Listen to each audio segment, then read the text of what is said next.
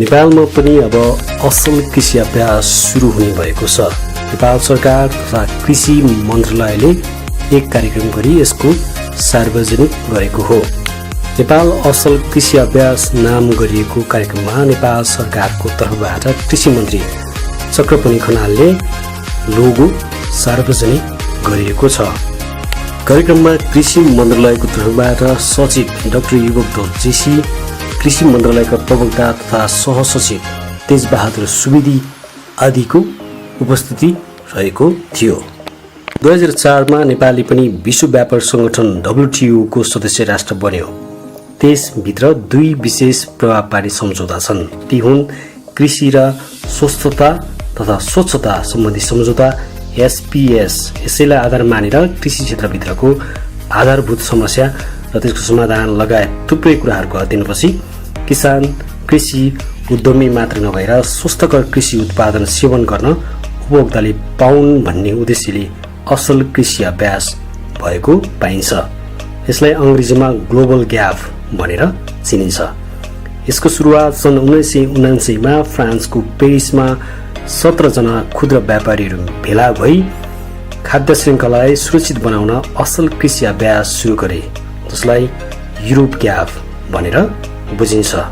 2072 कार्तिक 16 गते नेपाल कृषि अभ्यास कार्यान्वयन निर्देशिका तयार भए पनि विविध कारण लागू गर्न नसकिए पनि अन्ततः कृषि सचिव डाक्टर युवक धोल जेसीको अग्रसरमा राखिएको प्रस्ताव कृषि मन्त्री चक्रपनि खनालले स्वत स्वीकार गरे।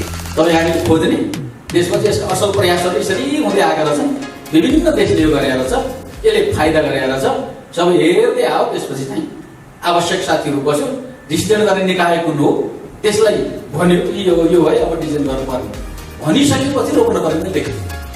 त्यसकारण हामीले के भन्यो भने यसलाई 1 महिनाभित्र सक्नुस् भनेको। त्यसलाई 1 महिनाभित्र सक्नुस्, तपाईँलाई राम्रो लागेको छ। आधुनिक कृषि विकासको विकल्पको रूपमा नेपाल असल कृषि अभ्यास लिँदा हुने कृषि सचिव जेसीले बताए। नेपाल असल कृषि अभ्यासबाट नेपाली कृषक तथा कृषि उद्यमीलाई के फाइदा त भन्ने प्रश्नमा नेपाल असल कृषि अभ्यास लागू भए पनि किसानलाई मात्रै होइन कृषि उद्यम गर्नेलाई पनि उत्तिकै फाइदा हुने गर्छ। कृषि मन्त्री चक्रपानी खनालले भने, यस्ता कुरा घोषणामा मात्रै सीमित राखिनुहुन्न। के कसरी कुन मोडेल वा अनुदान दिएर भए पनि कृषि क्षेत्रमा लागेका सबैलाई फाइदा हुने गरी लागू गरिहाल्नुहोस्।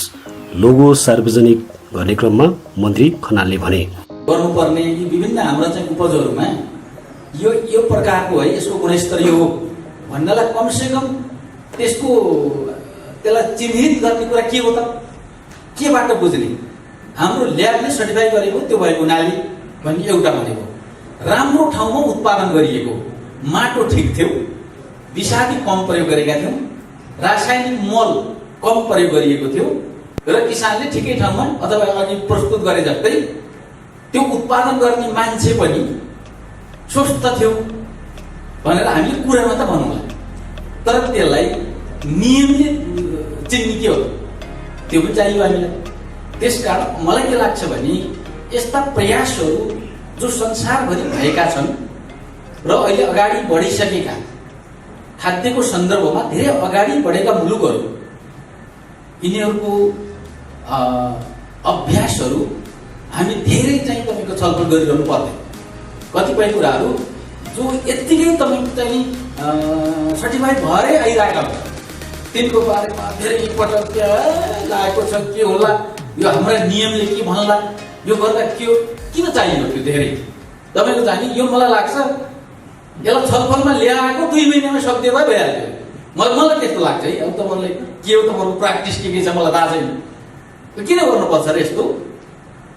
1979 को कुरादेखि ल्याउनु भयो, यसको हिस्ट्री सबै हेरियो होइन। अब धेरैले यसको प्र्याक्टिस गरेर ल्याए, आफ्नो देश अनुकूल अब समय अनुकूल अगाडि बढाउँदै लगे। हामीले त्यसलाई मजाले चाहिने 2 दिन लाएर तपाईँले अहिलेको विश्वमा सबै तपाईँको हातमै छ, तपाईँ हामीले खोज्ने त्यसपछि यसका असल प्रयासहरू यसरी हुँदै आएका रहेछन्। विभिन्न देशले यो गरेर छ, यसले फाइदा गरेर छ। सबै हेर्दै आयो। त्यसपछि चाहिँ आवश्यक साथीहरू बस्यो, डिसिजन गर्ने निकाय कुन हो त्यसलाई भन्यो यो है अब डिसिजन गर्नुपर्ने भनिसकेपछि रोक्न पर्ने देख्यो। त्यसकारण हामीले के भन्यो भने यसलाई 2-1 महिनाभित्रै सक्नुहोस् त भनेको सजिलोलाई 1 महिनाभित्र सक्नुहोस् तपाईँलाई राम्रो लागेको छ भने। यस्ता प्रयासहरू संसारभरि प्रयोग भइरहेका छन्। किसानलाई पहिलो उत्पादनमै अनुदान दिएरै भए पनि यसलाई सफल पार्नुपर्छ। सफल भएका देशहरूबाट पनि हामीले सिक्नुपर्ने कृषि मन्त्री खनालले बताए। कृषकहरूलाई मात्रै होइन कृषि उद्यमकर्तालाई पनि निश्चित दायरा बनाएर अनुदान दिन सकिने पनि उनले उपाय बताए। यसलाई अनुदानमा पनि हामी तय गर्न सक्छौँ, मजाले सक्छौँ। हेर्नुहोस्, एउटा सामान्य क्राइटेरिया बनाइदिउँ, त्यो भित्र उत्पादन गर्नेहरूलाई यो लोगो सहजै प्रदान गरिन्छ। हामीले चाहिँ के उपलब्ध गराउने गराउँछौँ, त्यो भइसकेपछि तपाईँहरूले चाहिँ यस्तो उत्पादन गरे बापत त्यो अनुदान पाउनुहुन्छ। एउटा कार्यक्रम बनाउन सकिहालिन्छ, त्यो सहज कार्यक्रम बनाइन्छ। कृषकलाई चाहिँ पहिलो उत्पादनमै हामीले अनुदान दिन्छ। कुरामा मात्र होइन, व्यवहारमा कसरी टुङ्ग्याउनुपर्छ, किसानले यसबाट सहयोग पाउनेछन् र उनीहरूले उत्पादन गरेको कृषि योग्य कुरा बजारसम्म ल्याउन पनि कृषि मन्त्रालयले सधैँ सहयोग गर्ने खनालले जानकारी दिए। नीतिगत रूपमा सफल भएको यस अभ्यासलाई छिटोभन्दा छिटो कार्यान्वयनमा ल्याउन कृषि मन्त्रीले कृषि सचिवलाई हौसला दिएका छन्। यसलाई अनुदानमा पनि हामी तय गर्न सक्छौँ, मजाले सक्छौँ। हेर्नुहोस्, एउटा सामान्य क्राइटेरिया बनाइदिउँ, त्यो भित्र उत्पादन गर्नेहरूलाई यो लोगो सहजै प्रदान गरिन्छ। हामीले चाहिँ के उपलब्ध गराउने गराउँछौँ, त्यो भइसकेपछि तपाईँहरूले चाहिँ यस्तो उत्पादन गरे बापत त्यो अनुदान पाउनुहुन्छ। एउटा कार्यक्रम बनाउन सकिहालिन्छ, त्यो सहज कार्यक्रम बनाइन्छ। कृषकलाई चाहिँ पहिलो उत्पादनमै हामीले अनुदान दिन्छ।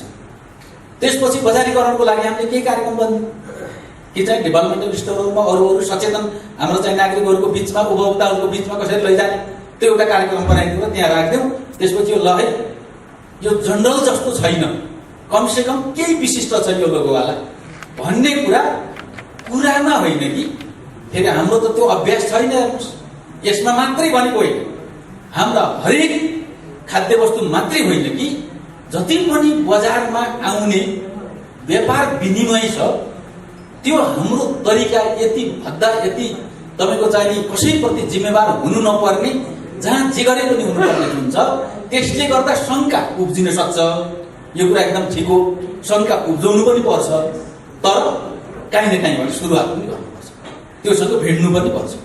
त्यसरी हेर्दा मलाई लाग्छ यो ठिक छ, यसलाई हामी अगाडि बढाउँ र यसलाई बरु अब व्यवहार त कसरी चाहिँ लैजाने। हामीले नीतिगत कुरा त टुङ्ग्यायौँ, यो नीतिगत कुरा मात्रै हो, अब व्यवहारिक कुरा चाहिन्छ हामीलाई। त्यो भनेको कृषकहरूलाई हामी कसरी कन्भिन्स गर्छौँ, कृषकहरूलाई कार्यक्रम के दिन्छौँ, यसका सबै निकायहरूको समन्वय गरेर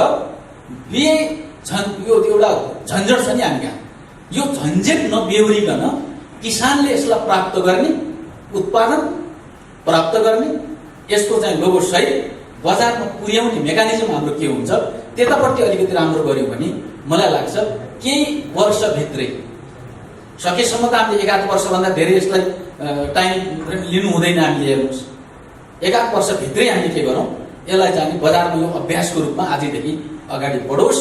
यसको लागि सचिवज्यू लगायत यहाँ हाम्रो मन्त्रालयको सबै सम्बन्धित निकायहरू र याफेरोको प्रतिनिधिहरू पनि सबै लागेर जसरी यसलाई अगाडि ल्याउन धेरै ठुलो मद्दत गर्नुभएको छ र मेहनत गर्नुभएको छ। यसको लागि म उहाँहरूलाई दिलैदेखि हार्दिक धन्यवाद ज्ञापन गर्न चाहन्छु र यसलाई अब कार्यान्वयनमा लैजानको लागि मन्त्रालयको तर्फबाट कस्तो प्रकारको कार्यक्रम बनाउनु पर्ला र कसरी यसलाई तदारुकताका साथ व्यवहारमा जाने गरी हामीले योजना बनाउनु पर्ला, त्यो हामी छलफल गर्छौँ र त्यसलाई अगाडि बढाउने हामी प्रयत्न गर्छौँ। र त्यसमा हामी सबै मन्त्रालयको टिम ऐक्यबद्धताका साथ अन्तर्राष्ट्रिय सहयोग र अन्तर्राष्ट्रिय अनुभव पनि हामीहरूले लिँदै यसलाई नेपालमा अगाडि बढाउने सन्दर्भमा अगाडि बढौँ, यही कुरा राख्दै मेरो चाहन्छु।